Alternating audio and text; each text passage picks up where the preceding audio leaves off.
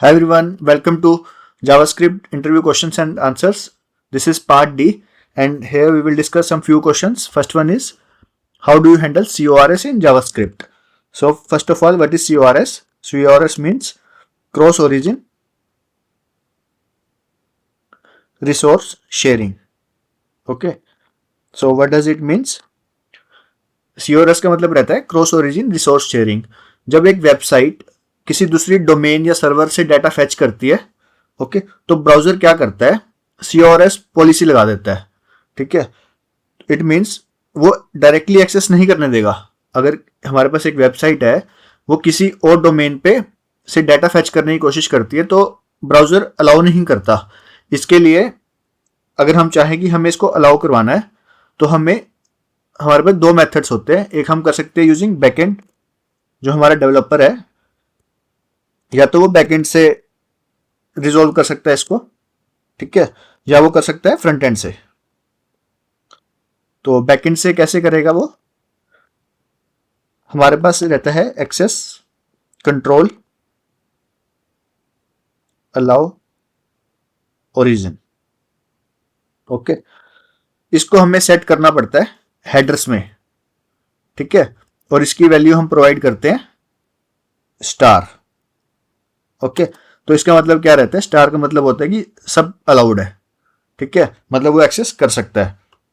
ठीक है, इसको हम सेट करते हैं हेडर्स में, एक्सेस कंट्रोल अलाउ ओरिजिन. आप अगर किसी वेबसाइट पे जाके इंस्पेक्ट करोगे, ठीक है, तो उस वेबसाइट के जो API कॉल होगी, उसमें आप हेडर्स में जाके आप चेक कर सकते हो. वहां पे हमेशा आपको दिखेगा एक्सेस कंट्रोल अलाउ ओरिजिन, और जिसकी वैल्यू रहेगी स्टार. ठीक है, एक तो ये मेथड है. एक सेकंड मेथड है फ्रंट एंड. तो फ्रंट एंड में हम कैसे करेंगे? हम प्रॉक्सी सर्वर के थ्रू प्रॉक्सी सर्वर यूज करेंगे. ठीक है, मैं आपको दिखा देता हूं कैसे रहता है. उसमें हम क्या करते हैं, तो एक हम प्रॉक्सी कॉन्फ़िगर करते हैं जो फ्रंट एंड रिक्वेस्ट को बैकएंड तक पहुंचाती है बिना CORS इशू के. ओके, तो मान लो एक हमारे पास पैकेज JSON फाइल है, उसमें हम सेट कर देंगे प्रॉक्सी, और जहां से हमारी रिक्वेस्ट जाएगी और जहां से हमारी रिक्वेस्ट जाएगी उसका URL हम यहाँ प्रोवाइड कर देंगे, लोकल होस्ट. ठीक है, मान लो 2000. ठीक है, so this is how we can set in the front end. ठीक है, और सेकेंडली फर्स्ट वन इज, अगर ये हमारी JSON फाइल है ना, ये एरर क्यों दिखा रहा है? Because this is not a JSON file. अगर हम इसका एक्सटेंशन चेंज कर देंगे JSON, तो यहाँ पे कोई भी एरर हमें शो नहीं करेगा. ओके, बस हमें प्रॉक्सी ऐसे यूज करना होता है फ्रंट एंड से, ताकि CORS का कोई भी इशू ना आए. ठीक है, तो now comment this. Okay, now go to the second question. What is the difference between debouncing and throttling?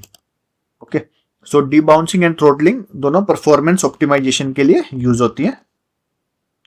ठीक है, तो फर्स्टली क्या रहता है हमारा debouncing. सो debouncing हम कब यूज करते हैं? ठीक है, debouncing क्या करता है? एक इवेंट को तभी ट्रिगर होने देता है जब लास्ट एक्शन के बाद में कोई भी स्पेसिफिक टाइम पर कोई भी एक्शन ना हो. ठीक है, मींस मान लो कि आपके पास एक सर्च बार है, आप फ्लिपकार्ट या कहीं भी आप सर्च करते हैं, मान लो आपने T-शर्ट टाइप किया, तो जैसे ही आप TSH अगर रेगुलर टाइम इंटरवल पे डाल रहे हो, तब तक वो कॉल नहीं होगी. डिबाउंसिंग में कोई भी फंक्शन कॉल नहीं होगा. जैसे ही आप पॉज हो जाओगे 1 सेकंड के लिए, ठीक है, तो 1 सेकंड का टाइम लेगा पॉज. जैसे इसको दिखा कि कस्टमर ने पॉज कर लिया, ठीक है, तो वो उसको लिस्ट शो करेगा सभी टी-शर्ट्स की. ओके, ठीक है, मान लो कि आप लिखते हो TSH, फिर उसके बाद 1 सेकंड के लिए पॉज लेते हो, तो वो TSH के बाद सभी को सर्च करेगा. ठीक है, so this is the concept of debouncing. ठीक है, सो डीबाउंसिंग क्या करता है? कोई भी इवेंट तभी ट्रिगर होगा जब लास्ट एक्शन के बाद एक स्पेसिफिक टाइम तक कोई भी एक्शन ना हुआ हो. ठीक है, मीन्स कि हमने देखा है सर्च बार में, इसका एक एग्जांपल आपको मैंने बताया है. सर्च बार में API कॉल तभी होगी जब यूजर टाइप करना बंद कर देगा. ठीक है, this is the basic example for the debouncing. And coming to the next, what is throttling? So throttling एक इवेंट को फिक्स्ड इंटरवल के अंदर एक बार ही ट्रिगर होने देगा, ठीक है, चाहे जो यूजर है कितनी बार भी उसको हिट कर रहा हो, ठीक है, मतलब यूजर कितनी बार भी इवेंट दे रहा हो कीबोर्ड से, बट थ्रोटलिंग की हेल्प से जो भी हमारी एपीआई कॉल होगी वो फिक्स टाइम इंटरवल के बाद होगी, ठीक है। मीन्स कि हमारे पास हो गया स्क्रॉल इवेंट, आप एक पेज को स्क्रॉल करी जा रहे हो, वो तभी स्क्रॉल होगा जब उसमें एक फंक्शन एक स्पेसिफिक टाइम इंटरवल के बाद रन होगा, एक स्पेसिफिक टाइम इंटरवल के बाद ही स्क्रॉल का फंक्शन कॉल होगा। आप चाहे जितनी बार भी हिट करते रहो उसको, स्क्रॉल डाउन करो, वो नहीं होगा, ठीक है। This is because of throttling. Means कि स्क्रॉल इवेंट में हर एक सेकंड के बाद एक फंक्शन कॉल करना, this is the concept of throttling. Now coming to the next question, what is the difference between generator function and regular functions. Okay, तो हमारे जो रेगुलर फंक्शंस होते हैं एक बार कॉल होने के बाद पूरा एग्जीक्यूट होता है, ठीक है। रेगुलर फंक्शन एक बार जैसे ही कॉल हो गया वो पूरा एग्जीक्यूट होगा, बट जो जनरेटर फंक्शंस होते हैं हम उसको पॉज भी कर सकते हैं, रेज्यूम भी कर सकते हैं। मैं आपको एग्जांपल दिखाता हूं। जनरेटर फंक्शंस क्या कर सकते हैं, हम पॉज भी कर सकते हैं और हम रेज्यूम भी कर सकते हैं। और रेगुलर फंक्शंस तो हमारा हमेशा कॉल होंगे, ठीक है। अगर एक बार कॉल हो गए तो पूरा एग्जीक्यूट होएगा, हम इसको पॉज या रेज्यूम नहीं कर सकते। तो एक एग्जांपल देखते हैं हम। सबसे पहले हम एक रेगुलर फंक्शन देखते हैं, फंक्शन रेगुलर फंक्शन,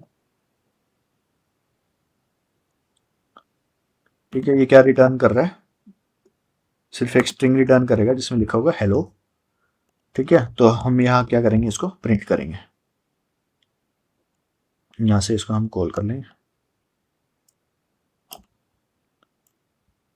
तो ये क्या प्रिंट करेगा, हेलो, ठीक है। तो ये हो गया हमारा रेगुलर फंक्शन जो पूरा एग्जीक्यूट होगा एक बार कॉल होने के बाद, ठीक है। और ये हमारी एक सिंगल वैल्यू रिटर्न करेगा, जैसे ही हमारा कॉल होगा और रिटर्न क्या करेगा, ये सिंगल वैल्यू, ठीक है। इसने हमें क्या रिटर्न किया, हेलो।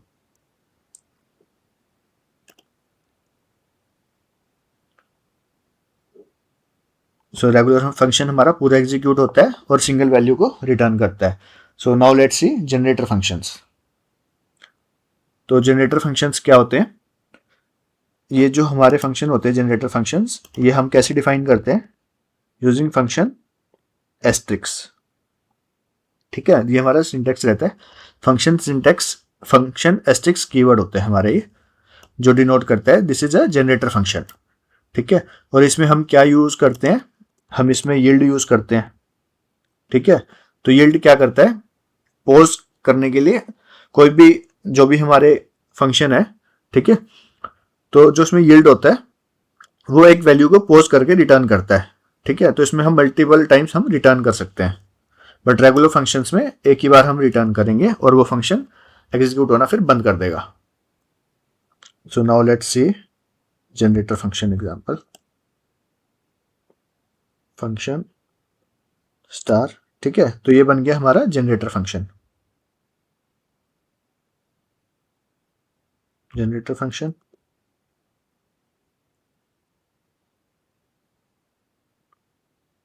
yield, ठीक है। सो दिस इज स्टेप 1, ठीक है। yield मतलब उसको पॉज करेगा, ठीक है, फिर उसके पॉज करके हमें रिटर्न कर देगा, ठीक है। स्टेप 1, स्टेप 3, ठीक है। लास्ट में हमारा क्या होगा, रिटर्न कर देगा फिनिश्ड,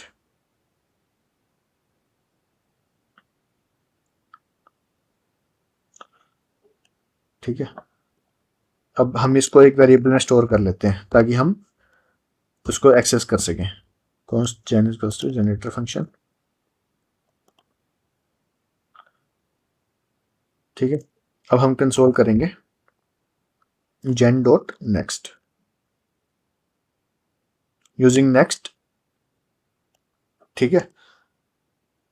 तो ये हमें क्या आउटपुट देगा, let's run it in the terminal, clear the console, ठीक है। इसकी आउटपुट आएगी हमारी, हमें वैल्यू प्रोवाइड कर रहा है स्टेप 1 एंड डन, प्रोवाइड किया इसने हमें फॉल्स। ठीक है, डन फॉल्स क्यों किया इसने, क्योंकि अभी ये एग्जीक्यूट होना बाकी है। ठीक है, तो फिर अब हम देखते हैं, नेक्स्ट कंसोल करते हैं। ठीक है, तो ये क्या करेगा, एक एक करके वैल्यू रिटर्न करेगा। ठीक है, पहले स्टेप 1 दिया, फिर स्टेप 2 दिया, फिर स्टेप 3 दिया। ठीक है, एक एक करके रिटर्न कर रहा है। ठीक है, एंड लास्ट में इसने रिटर्न किया value finished and done true. Done true because, और भी कुछ, बिकॉज हमारा फंक्शन खत्म हो चुका है, तो इसलिए हम इसने हमें रिटर्न करा है वैल्यू फिनिश्ड है, और डन इसने करा ट्रू। जब भी डन ट्रू आए तो इट मीन्स फंक्शन एग्जीक्यूट हो चुका है complete. Now coming to the next question, what is the difference between map and object. ठीक है, मैप और ऑब्जेक्ट दोनों की वैल्यू पेयर्स स्टोर करते हैं, बट उनमें कुछ डिफरेंस रहता है। Firstly let's see object. Object में जो हमारी कीज होती हैं वो सिर्फ स्ट्रिंग होती है या सिंबल हो सकती है। ठीक है, स्ट्रिंग या सिंबल जो हमारी कीज होती हैं ऑब्जेक्ट में, वो डेटा टाइप उनका स्ट्रिंग होता है या सिंबल होता है। ठीक है, पर जो हमारा मैप होता है वो किसी भी डेटा टाइप को, जो हमारा मैप होता है वो किसी भी डेटा टाइप की कीज को एक्सेप्ट कर लेता है। मान लो वो स्ट्रिंग है, नंबर है। ठीक है, keys can be string, number है, ऑब्जेक्ट है। ठीक है, फंक्शन है, कोई भी टाइप का हमें एक्सेप्ट कर लेता है। पर ऑब्जेक्ट क्या करता है, हमारा सिर्फ स्ट्रिंग फॉर्मेट हो या एक सिंबल फॉर्मेट हो, कीज के लिए उनको एक्सेप्ट करेगा। ठीक है, और ऑब्जेक्ट को हमारा हमें यूज करना काफी सिंपल रहता है, इजी टू यूज। ठीक है, बट अगर हम डेटा सेट्स हमारे ज्यादा होते हैं, ठीक है, तो उसकी परफॉर्मेंस कम हो जाती है। अगर हम बड़े डेटा सेट्स में ऑब्जेक्ट यूज करते हैं तो परफॉर्मेंस थोड़ी कम हो जाती है। और मैप के केस में अगर डेटा सेट्स बड़े हैं तो फास्ट रहता है हमारा मैप, तो इसलिए हम मैप को प्रेफर करते हैं। और इटरेशन के लिए भी मैप हमें अच्छे मेथड्स प्रोवाइड करता है। तो अब हम एक एग्जांपल देखते हैं यूजिंग ऑब्जेक्ट एंड मैप। इसको हम रिमूव कर देते हैं अभी के लिए, और फर्स्टली हम देखते हैं एक ऑब्जेक्ट बनाते हैं, कॉन्स्ट ओबीजे। ठीक है, जिसमें नेम है, की वैल्यू पेयर्स। ठीक है, आप देख सकते हो जो नेम है हमारा स्ट्रिंग फॉर्मेट रहता है इसका।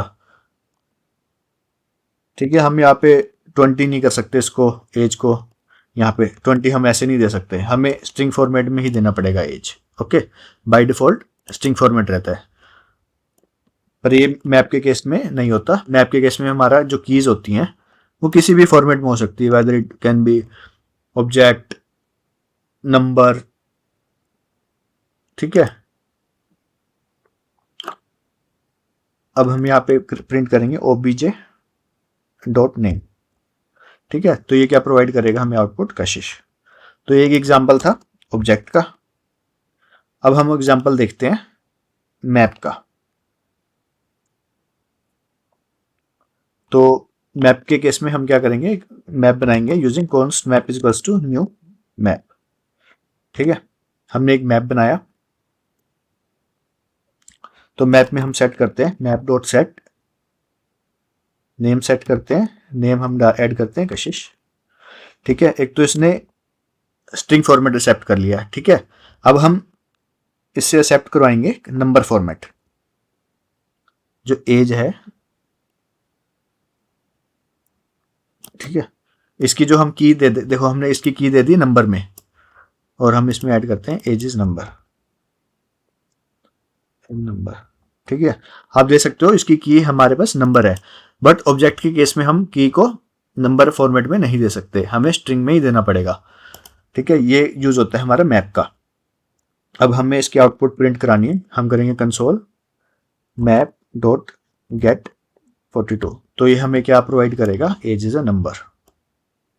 ठीक है, और अब हमने प्रिंट कराना है कंसोल मैप डॉट कीज। ठीक है, अब देखते हैं आउटपुट क्या आता है। कंसोल हम क्लियर करते हैं, इसको हम रन करते हैं, ठीक है। आप देख सकते हो इसका आउटपुट आया है मैप इटरेटर, ये इटरेट कर रहा है, that's why it is showing map iterator name 42, ठीक है। ये हमारे पास आ गई है keys, first key is name and second key is 42, that is number. Okay, so this is the concept of map and object. Now coming to what is the purpose of symbol data type. Okay, तो symbol क्या रहता है, symbol data type एक unique और immutable data type होता है, ठीक है, जो मतलब हम चेंज नहीं कर सकते एक बार बनने के बाद, ठीक है, जो मोस्टली हमारे पास ऑब्जेक्ट की इसको यूनिक बनाने के लिए हम यूज करते हैं सिंबल को, ठीक है। एंड इसका एक मेन यूज और भी रहता है, सिंबल्स का यूज करने से एक्सीडेंटल की ओवरराइडिंग अवॉइड हो जाती है, ठीक है। हम गलती से किसी की को ओवरराइड नहीं कर सकते अगर वो सिंबल के थ्रू बनी है। एक एग्जांपल देखते हैं हम सिंबल का, कॉन्स्ट सिम1, ठीक है। एक हम सिंबल ले लेते हैं, लेट्स से आईडी ले लेते हैं हम सिम2, ठीक है। अब हम इसको कंसोल करेंगे, अगर हम चेक करते हैं कि सिम1 इक्वल्स टू सिम2 है कि नहीं, क्योंकि हमने दोनों में सेम चीज असाइन करी है, ठीक है, पर इसका आउटपुट फिर भी फॉल्स आएगा। क्यों फॉल्स आएगा, हम चेक करते हैं आउटपुट पहले, ठीक है। क्योंकि फॉल्स इसलिए आएगा क्योंकि सिंबल यूनिक होता है, ठीक है। इसको क्योंकि हमने दोनों को सिंबल के थ्रू क्रिएट किया है, ठीक है, एंड सिंबल हमेशा यूनिक होता है, that's why it is showing false. Okay, so symbols किस लिए यूज होता है, यूनिक कीज को क्रिएट करने के लिए, ठीक है। और किस लिए यूज होता है, इट प्रिवेंट्स की collisions when using multiple libraries और modules. So this is the basic example for the symbol